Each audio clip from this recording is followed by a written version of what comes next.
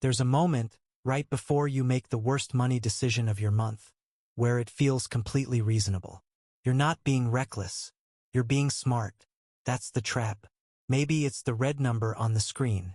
The stock is falling, your stomach drops with it, and your thumb finds the sell button almost on its own. You tell yourself you're cutting losses. You're protecting yourself. An hour later, the line goes back up without you. Or maybe it's midnight. The headlines are bad. The world feels like it's tilting. And somehow opening a shopping app makes it all go quiet for 20 minutes. You buy something you didn't need, and for a little while you feel like yourself again. Or maybe it's the 4 easy payments. The thing was $400, which felt like a lot, and then it became 4 payments of $100, which felt like nothing, and the hesitation that would have saved you just evaporated. Here's what nobody tells you. These aren't character flaws.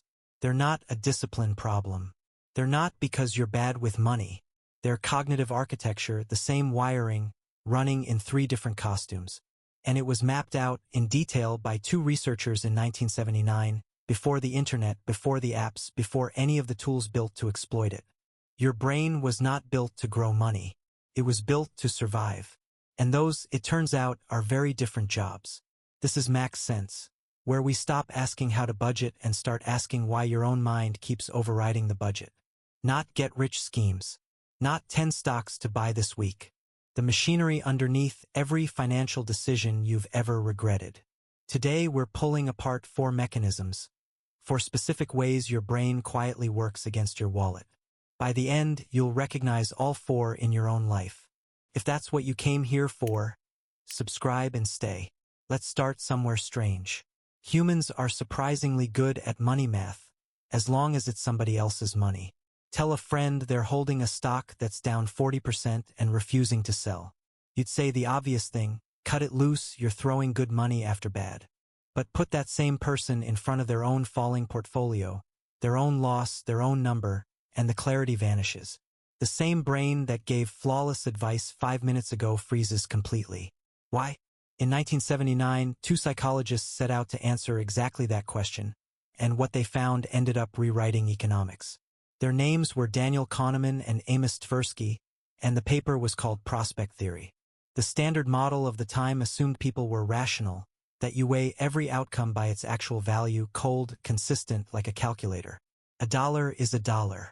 A loss of 100 and a gain of 100 should cancel out perfectly in your mind. Kahneman and Tversky showed that's not how humans work at all. We don't judge outcomes by their absolute value. We judge them as changes, gains, and losses measured against a reference point, a kind of mental zero line. And here's the crucial part. The line is not symmetrical. The pain of dropping below it is sharper than the pleasure of rising above it. Losses cut deeper than equivalent gains feel good. Now, and this is the part most people miss, this is not a flaw they discovered. It's a feature. For almost all of human history, a loss could kill you. Lose your food, your shelter, your standing you might not see next season. A missed opportunity just meant you tried again tomorrow. So your brain learned to treat losses as emergencies and gains as nice-to-haves. That instinct was brilliant on the savannah. It is considerably less brilliant when the cliff is a stock chart and the predator is your own retirement account. The wiring didn't update. The world did. Let me show you the first mechanism in action because you've lived it. You finally get the raise. $8,000 more a year. For about 3 weeks it's real, you feel lighter, a little proud, like something shifted. Then you hit month 3, and something strange has happened. You feel exactly the way you felt before the raise. The money's still coming in, but the lift is gone. The number stopped meaning anything. This is the reference point trap, and it's the foundation everything else is built on. Your brain does not measure your life in absolute numbers. It measures change against a baseline. And the cruel design feature is that the baseline moves. Every gain you make quietly gets absorbed into the new normal. The raise didn't fail you, your reference point simply climbed up to meet it, and then went quiet, waiting for the next one. It's a treadmill, except the treadmill resets the finish line every time you reach it. Psychologists call the broad version of this hedonic adaptation. You adapt to good things almost as fast as they arrive. The new salary, the new apartment, the new phone, within weeks they stop registering as more and start registering as normal. which means the next more has to be bigger just to feel like anything at all. Here's the microswitch, the thing to actually hold on to. The problem isn't that you don't appreciate what you have. You do appreciate it for about a month. Then your brain recalibrates zero, files the gain under normal, and forgets it was ever a gain. The appreciation is real. It's just temporary by design. Now watch what the same machinery does to losses, because this is where it stops being a curiosity and starts costing you money. Imagine you find a $100 bill on the sidewalk. Nice. A small lift, a good day. Now imagine instead you reach into your pocket for a $100 bill you knew was there, and it's gone. That's not a small dip. That's a genuine sting. You'll think about it for the rest of the day. Same $100. Same math. Completely different emotional weight. And here's the thing that matters. Your decisions don't follow the math. They follow the weight. Once a loss carries more felt weight than an equal gain, you stop playing to win and start playing not to lose. You begin guarding what you already have instead of reaching for more. And that instinct, the protective one, the one that feels like wisdom, is about to walk you straight into the most expensive mistake in investing. Here's the test. You own 2 investments. One is up 15%. One is down 40%. You need to free up some cash, so you have to sell one. Which one goes? If you're like most people, you sell the winner. You lock in the gain, it feels responsible, like banking a victory. And you hold the loser because selling it would mean accepting the loss, and besides, it might come back. That instinct is almost exactly backwards, and it's so common it has a name. The disposition effect. In 1998, an economist named Terence O'Dean got the actual trading records of 10,000 brokerage accounts. Not a survey, not a lab game, real people moving real money. And the pattern was unmistakable. Investors were significantly more likely to sell their winners than their losers. They cashed out the things going up and clung to the things going down. And it wasn't clever. O'Dean checked. The behavior couldn't be explained by rebalancing. On average, the stocks people held on to kept underperforming the ones they sold. They were systematically doing the wrong thing on purpose. So why? Why would millions of people, many of them smart, run the same losing play? Here's the microswitch. Selling a loser forces you to do one specific thing. Admit the loss is real. As long as you hold it, the loss is just a number on a screen, hypothetical, reversible, a story you can still tell yourself about a comeback. The moment you sell, the story ends. Paper pain becomes permanent pain. The loss gets carved in stone. So you hold. Not because it's smart, but because holding lets you avoid the one feeling your brain is wired to dodge above all others. The feeling of a confirmed, undeniable loss.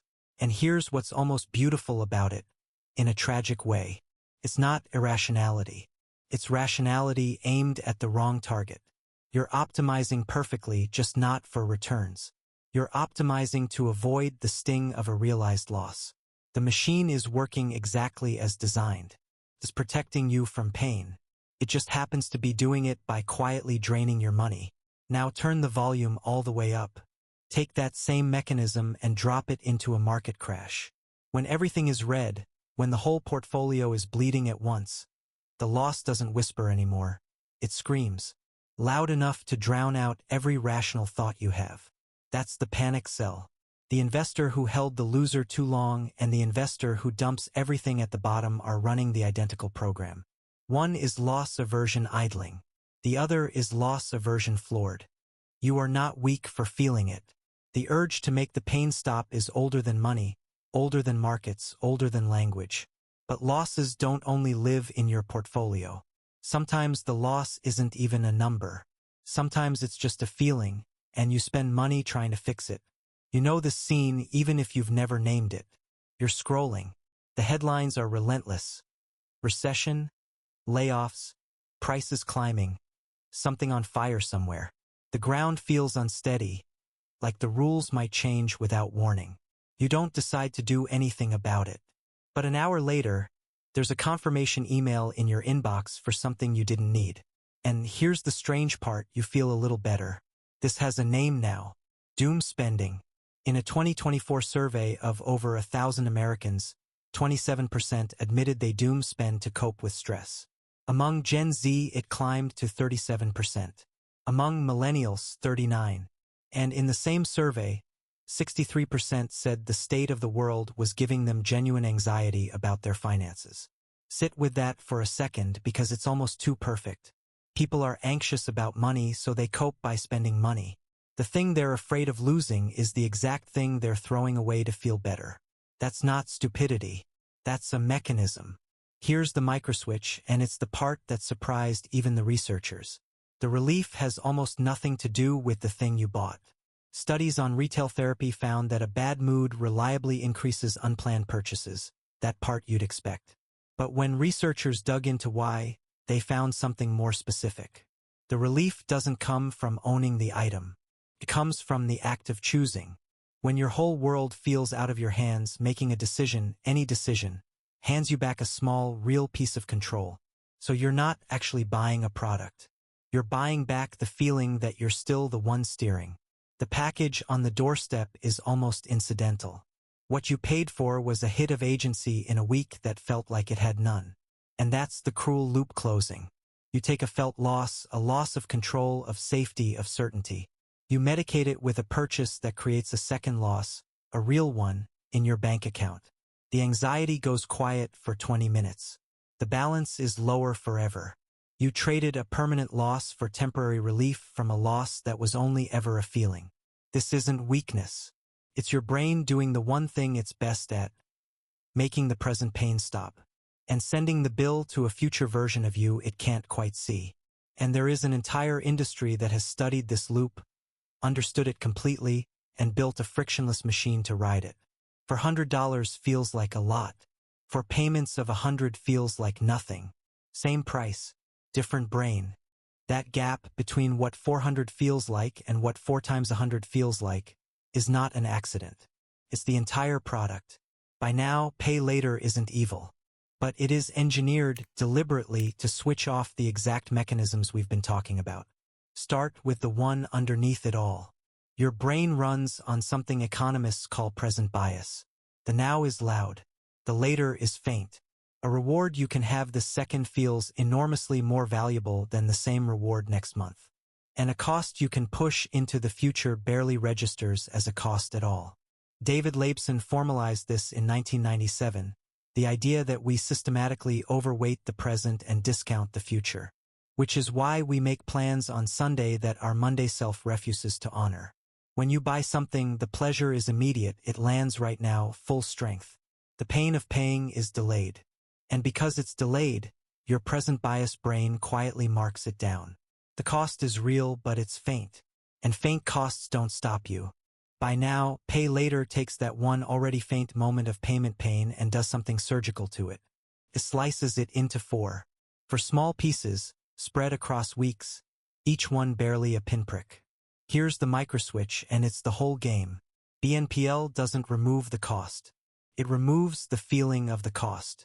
And when the feeling of the cost disappears, the thing that was supposed to stop you disappears right along with it. A 2024 study in the Journal of Marketing looked at real customer transactions and found BNPL was linked to a clear rise in spending. People were roughly 9 percentage points more likely to make a purchase, and the purchases themselves were about 10% larger. The effect was strongest exactly where you'd fear it, among shoppers who had already leaned hardest on credit before. And none of this is new. A 2010 study found that people with stronger present bias carried more credit card debt, even after controlling for income. Same wiring. The only thing that's changed is the interface. Every time the friction goes away, the spending goes up. So that's the machine, all 4 parts. A reference point that resets so you never feel ahead. A loss instinct that makes you hold the wrong things and dump the right ones. A control reflex that spends your way out of anxiety. And a present bias that an entire industry now exists to exploit. 4 mechanisms, one system running at once, underneath everything. But before you go blaming your entire brain, there's a problem with this story. And honesty about it matters.